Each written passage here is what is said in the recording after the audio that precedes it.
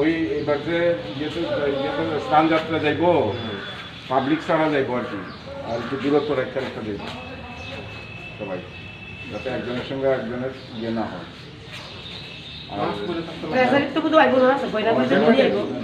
বিভাগ থেকে আইব, প্যান পার্টি আইব, রিচুয়ালস যা আছে এগুলি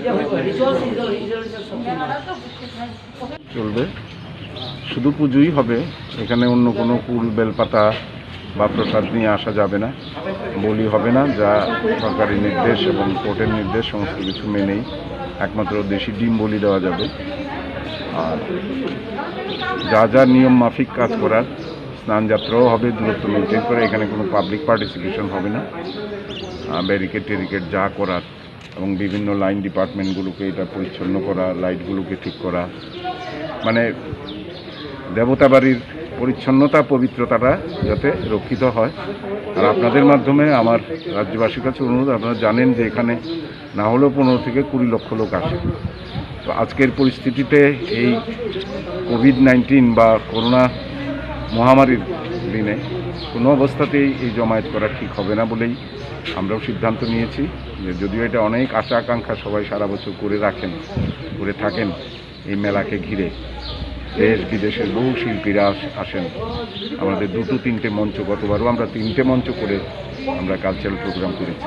তো এবার সে সমস্ত হচ্ছে না। আমরা ঈশ্বরের কাছে, চতুর্দশ দেবতার কাছে প্রার্থনা নিয়ে এসেছি যে আগামী বছর যাতে আমরা মহাসমারোহে সেটা করতে পারি। আর রাজ্যবাসীর কাছে আবেদন থাকবে, আপনারা নিজেরা ঘর থেকে দেবতার উদ্দেশ্যে আপনারা প্রণাম নিবেদন করুন, নিজেরা সুস্থ থাকুন এবং সবার মঙ্গল কামনা করুন। পূজার জন্য কোনো বিধিনিষেধ থাকবে না তো, যে কেউ আসতে পারবে? না, যে কেউ বলতে তো আপনার একটা নির্দিষ্ট সংখ্যার বাইরে একসঙ্গে ঢুকতে পারবে না মন্দিরে। মন্দিরে তো এই সংখ্যাটা ঢুকে মন্দিরে প্রণাম টনাম সেরে বেরিয়ে গেলে আবার আরেকটা গ্রুপ এসে ঢুকবে, যাতে ভিড়টাকে এড়ানো যায়। পেরার দোকান যেগুলো আছে বা বেলপাতা এগুলো বন্ধ থাকবে। তাহলে মানুষের, কারণ ভিতরে ফুল বেলপাতা শুধু প্রণামের জন্য আসবে, আসলে বাকিটা তো সবই উপলক্ষ থাকে।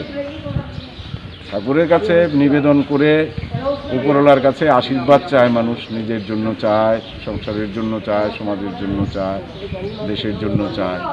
তো সেই কারণে যা সরকারি নির্দেশ আছে সেই মোতাবেকই সেগুলো হবে। সরকারি নির্দেশ এবং কোর্টেরও সেখানে ভার্ডিক্ট আছে, আর এই মন্দিরের ক্ষেত্রে তো সেটা প্রযোজ্যও না। সেই কারণে অ্যাকচুয়ালি এটার মন্দিরের দায়িত্বটা হচ্ছে দেবার্চন বিভাগ, জেলা যিনি ম্যাজিস্ট্রেট, আমাদের ডিস্ট্রিক্ট ম্যাজিস্ট্রেট অ্যান্ড কালেক্টর, ওই দেবার্চন বিভাগই এখানে তাদের অলংকার পরানো, নিয়ে যাওয়া, তারপরে স্যালামি, স্যালিউট যা যা আছে সেগুলো সব ঠিকঠাক মতোই থাকবে, কিন্তু ওই সবটাই লিমিটেড ওয়েতে এবং যাতে মানে দূরত্ব বজায় রেখে করা যায়। আর মন্দিরের পরিচ্ছন্নতা এবং পবিত্রতা রক্ষার জন্য সমস্ত ডিপার্টমেন্টকে নির্দেশ দেওয়া হয়েছে, তারা সেভাবে সে কাজগুলো করবেন। থার্মাল স্ক্রিনিং এবং স্বাস্থ্য বিভাগের যে কাজ, আরক্ষা বিভাগের যে কাজ, পিডাব্লিউডির যে কাজ, সেগুলো সবই হবে নিয়ম মাফিক, যা যা হয় যতটুকু করা যায় ততটুকুই আমরা করব।